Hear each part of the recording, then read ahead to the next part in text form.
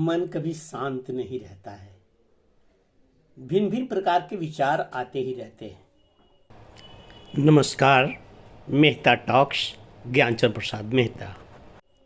जब तक नींद ना आ जाए या जब तक किसी काम में आप पूरी तरह व्यस्त ना हो, नींद भी आती है तो स्वप्न आते हैं, स्वप्न आते हैं तो वही स्वप्न आते हैं जिन पर कभी चिंतन किया, जो आपके सोच में है, जो आपकी चिंता में है।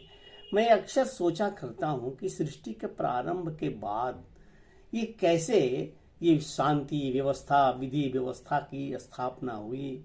ये तो अवश्य सुनता हूँ कि यदा अदा हि धर्मस्य ग्लानिर्भवति भारत अभ्युत्थानाम धर्मस्य तदात्मान सृजाम्य। अर्थात हे भारत, जब जब धर्म की हानि और अधर्म की वृद्धि होती है तब तब ही मैं अपने रूप को रचता हूँ, अर्थात साकार रूप में लोगों के समक्ष प्रकट होता हूँ।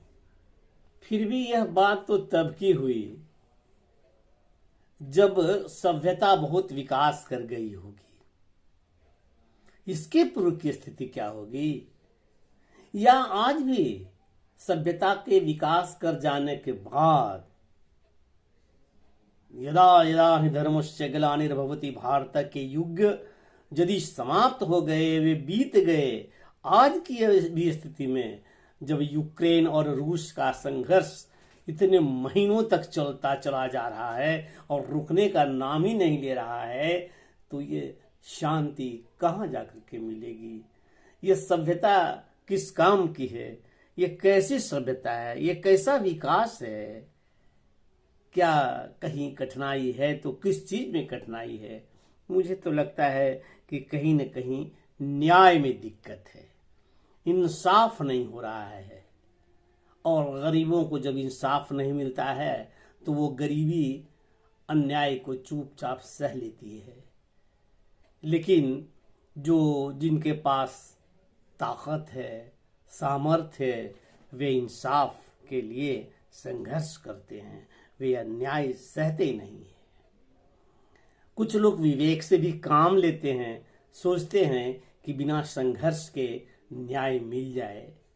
वैसे न्याय होना ही चाहिए, न्याय मिलनी ही चाहिए।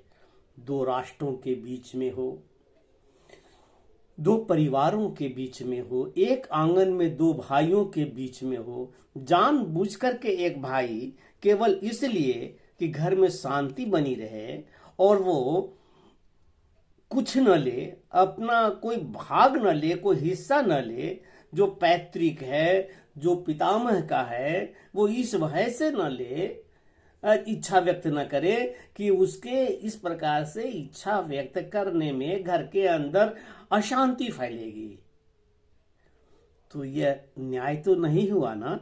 शांति थोड़ी देर के लिए हो जाएगी, लेकिन दूसरे पक्ष यह जान रहे हैं कि अगले ने केवल शांति स्थापित करने के लिए इस प्रकार के अन्याय को उसने स्वयं सहा है। यहाँ न्याय की कमी है, इसलिए इस प्रकार के शांति बहुत ही दिनों तक चलने वाली नहीं होती है और यह अशांति किसी न किसी दिन एक रूप लेकर के अपना रंग दिखाती है।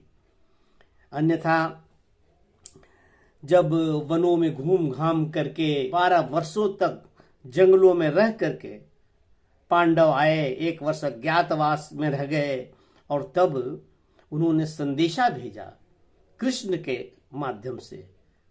कृष्ण को एक तरह से कही कि दूत बना करके भेजा गया दुर्योधन के दरबार में, और कृष्ण वहां जाकर उन्होंने वही बात कही जो पांडव कहे थे। अपनी ओर से उन्होंने कुछ नहीं कहा। दो न्याय अगर तो आधा दो, इसमें भी यदि बाधा हो तो दे दो केवल 5 ग्राम। 5 ग्राम केवल 5 पांडव हैं, 5 भाई हैं, एक एक गांव लेकर रह लेंगे। तो दो न्याय अगर न्याय देते हो तो आधा दो। ये केवल एक प्रस्ताव था। इस प्रस्ताव को मान लेना दुर्योधन के हाथ में था कि दो न्याय अगर तो आधा दो, इसमें भी यदि बाधा हो, आपत्ति हो तो दे दो केवल 5 ग्राम, रखो अपनी धरती तमाम। हम वही खुशी से खाएंगे। ये कृष्ण नहीं कर रहे हैं, कृष्ण के द्वारा कहा जा रहा है पांडवों के लिए, हम वही खुशी से खाएंगे, परिजन पर असी न उठाएंगे। जो अपने परिजन हैं, अपने बंधु बांधव हैं, उन पर हम अस्त्र शस्त्र, असी मतलब तलवार नहीं उठाएंगे। बदले में क्या कहा दुर्योधन ने? इस प्रश्न को छूटते ही दुर्योधन ने क्रोध से अभिभूत होकर कहा, सुच्य ग्रंग नैव देव श्यामी बिना युद्धेन केशवा। चेहरों को विकराल करके, मुंह को बना करके उन्होंने कहा कि सुई की नोक भर भी जमीन बिना युद्ध किए नहीं दूंगा कृष्ण। जवाब हासिल हो गया था श्री कृष्ण को, और परिणाम भी जान गए श्री कृष्ण, और परिणाम बता भी दिया था कि देख, मृतकों से वो समर भूमि के, जब महाभारत होने वाला है, वो महाभारत के अंत को बता दिया कि देख, मृतकों से पटी हुई भू है, पहचान कहां इसमें तू है। दुर्योधन ढूंढ ले अपने शव को, यही परिणाम होने वाला है। तो यह बात बहुत दिनों की, 5000 वर्ष से ऊपर की, आज तो लोग कल की बात को भी भूल जाते हैं, शाम की हुई बात को सवेरे भूल जाते हैं, सवेरे की गई वादा शाम को समाप्त हो जाता है। शांति का नाम नहीं कहीं, सबकी अपनी अपनी पड़ी है, लेकिन न्याय कहीं रुकता नहीं है। जिस तरह से सरोवर का, नदी का बहते हुए वेग से आता हुआ जल, उसको बांध लगा दो तो वो पानी कभी रुकता नहीं है, उस बांध को या तो तोड़ देगा या बांध के ऊपर से बहेगा। इसलिए न्याय कभी रुकता नहीं है, यह तय है।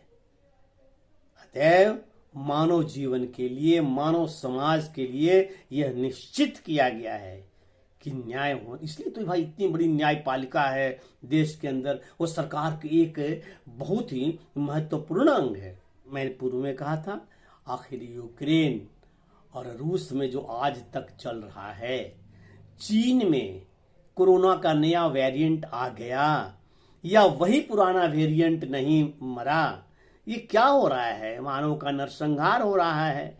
महाभारत ही है। न्याय नहीं हुआ, न्याय को दबा करके अन्याय किया गया। इस देश में भी बहुत चिल्ला रहे हैं लोग 8 वर्षों से, ये भाई मोदी जी गद्दी छोड़े, गद्दी छोड़े, गद्दी छोड़े। भाई 8 वर्ष क्यों? 8 वर्ष तो बहुत है। 5 वर्ष या उससे भी कम अवसर में महाभारत हो गया यहाँ होता, महाभारत हो गया हुआ यहाँ होता यदि मोदी जी ने न्याय नहीं किया होता तो। लेकिन चूंकि न्याय है, व्यवस्था है, आदर्श है, शांति है, इसलिए ये महाभारत नहीं, भारतवर्ष है, और भारतवर्ष में सब कुछ चल रहा है। इसलिए हर व्यक्ति का कर्तव्य है कि न्याय को दबने मत दीजिए, अन्याय होने मत दीजिए, शांति व्यवस्था को बनाकर रखिएगा।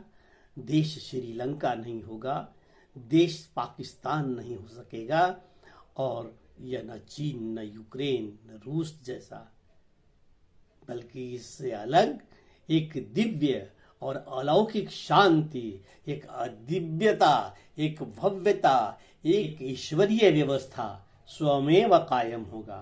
क्योंकि सारा कार्य ईश्वर आपके माध्यम से, हमारे माध्यम से करवाता है।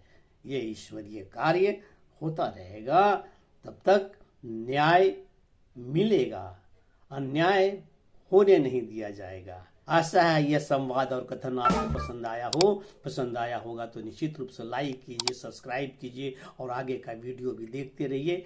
नमस्कार, ज्ञानचंद प्रसाद मेहता, धन्यवाद।